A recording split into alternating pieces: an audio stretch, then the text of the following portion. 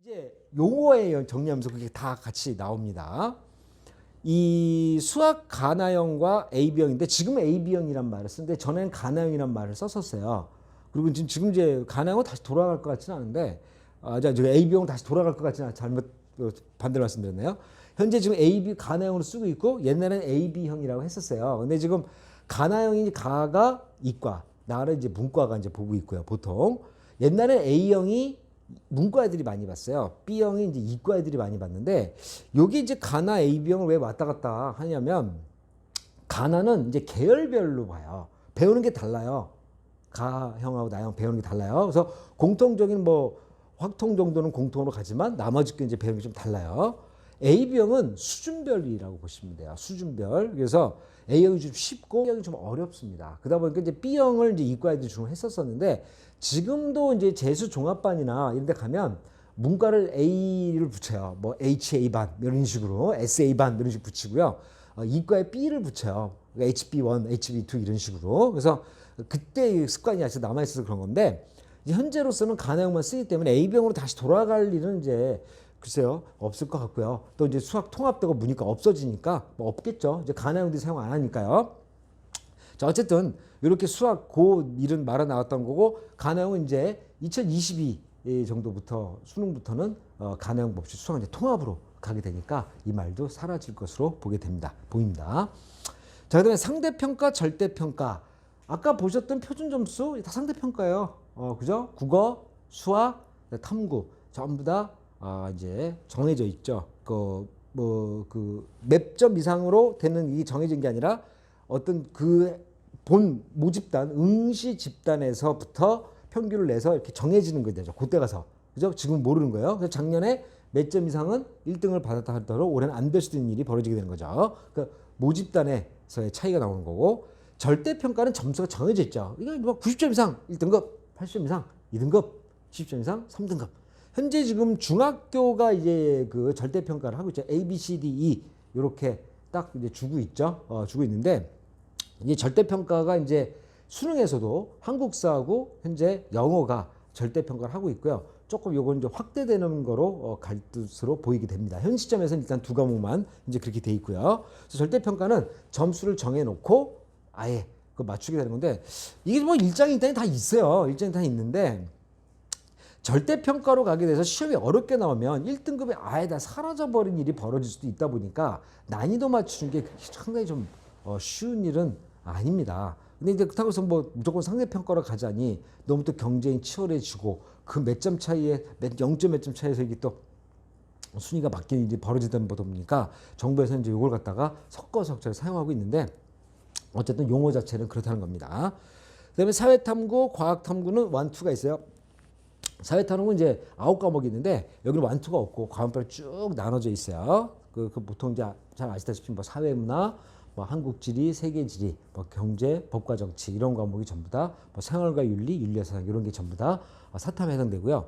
과탐은 물화생지 4과목인데 여기에 2가 다 각각 있어서 8과목이 되겠습니다. 그 1, 2로 나뉘게 되는데 참고 제가 뭐 과학생은 아니지만 저도 이제 학원 또 일을 저도 이제 93년도부터 계속 일을 하다 보니까 중간에 딴 일 안 하고 계속 제 과목 영어인 제 과목 말고도 많은 과목에 대한 걸 이제 정보를 제가 갖고 있고 또 주워 들은 것도 많지 않습니까?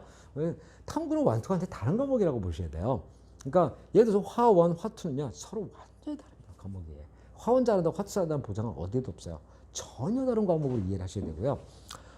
이제 그 물리도 마찬가지예요. 특히 이제 물투 같은 경우는 전국적으로 물투, 화투는 전국적으로 보는 인원이 굉장히 적어요. 수능에서조차 한 3,000명 정도 이하입니다.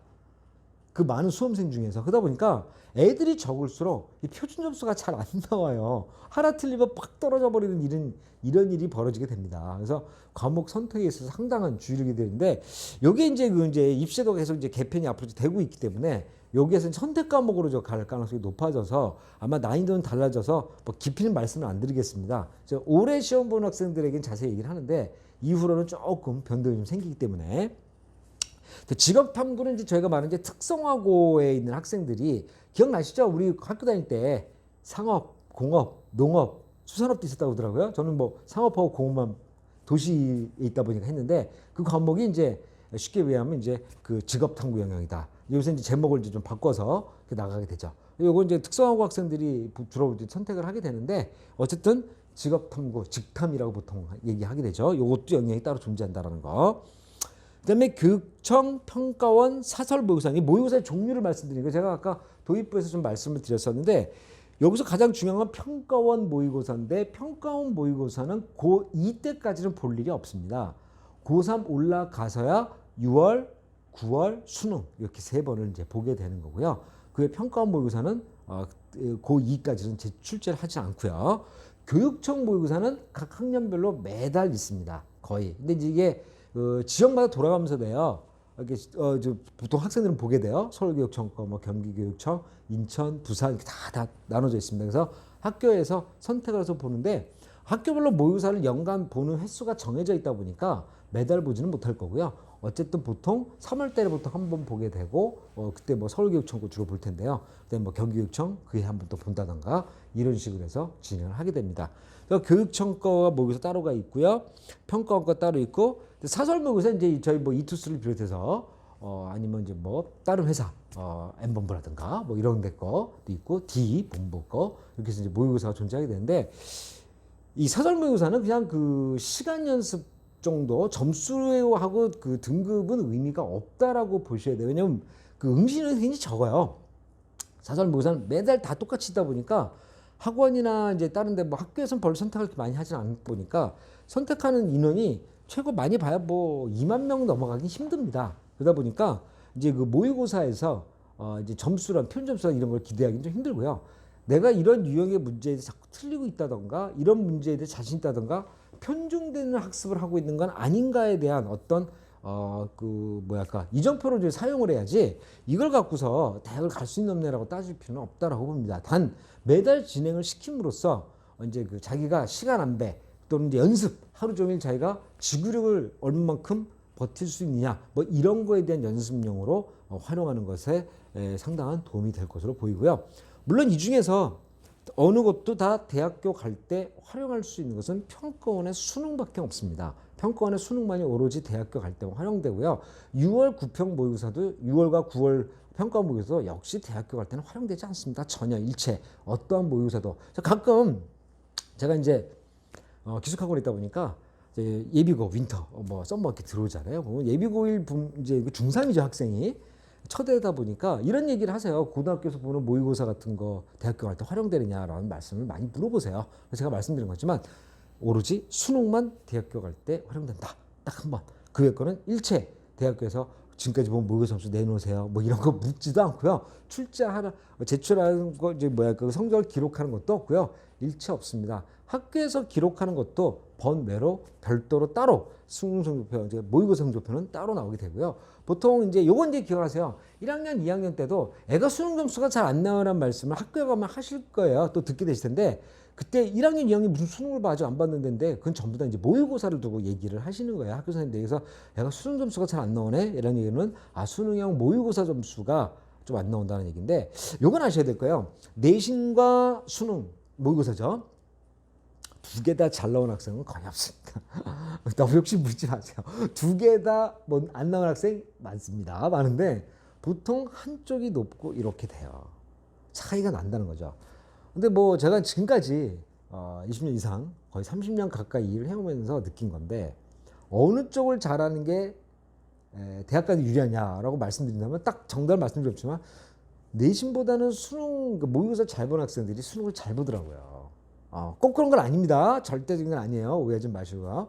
제가 보아한 거로서는 그런데 물론 전략은 다르죠. 내신은 훨씬 좋다. 수험수 안 나온다면 학생부 종합이나 뭐 다른 걸 이용해서 대학을 가는 방법이 있어요. 근데 제가 말씀드린 거는 수능을 잘 보는 경우를 말씀드린 거예요. 그러니까 그렇다고 해서 야, 너 내신 하지 말고 응? 너 수능 공부 모의고사 열심히 해. 이것도 아니에요. 균형 잡게 공부를 하는 것이 그러니까 뭐 내신 기간 내신 공부 열심히 한다던가 시험 중간고사 기말고사 보잖아요. 그 왜 평소에 모의고사 공부를 해가면서 나가는 것이 훨씬 더 좀 더 학생에게 유리하고 나중에 어느 한쪽을 포기하고 어느 한쪽만 집중한다는 거, 어느 한쪽 올인한다는 거는 굉장히 쉬운 일이잖아요. 우리 어른들 그렇지 않습니까? 하지만 생각보다 그게 썩 좋은 점수가 나오지가 않습니다. 예를 들어서 이런 겁니다. 아까 모의성적표 잠깐 보여드렸지만 아까 학생이 그 13, 1, 2가 나왔었죠. B 학생의 경우 그 학생이 수학 공부 안 했을까요? 했어요. 했는데 나온 거예요. 그렇게 안 했다면 더 안 나왔겠죠. 그 학생이 수학을 좀 못하긴 했었겠죠. 안 했으면 5, 6등급 나왔어. 그러면 물 건너 간 거죠. 5, 6등 이상 나오기 시작하면 이제 그건 안 되니까요. 그러니까 기본적으로 자기가 제일 싫어하는 과목이라 하지라도 그걸 다 포기하고 안 한다라든가 이런 일은 있어서는 나중에 절대 안 되고 나중에 대학교 갈 때 상당한 그것이 부메랑이 돼서 돌아오게 됩니다. 그러니까 이걸 보신 학생들과 부모님들 절대 과목에 편중되지 않도록 골고루 영양가 있게 영양가 음식 먹듯이 골고루 공부해 주기를 부탁을 드리겠습니다.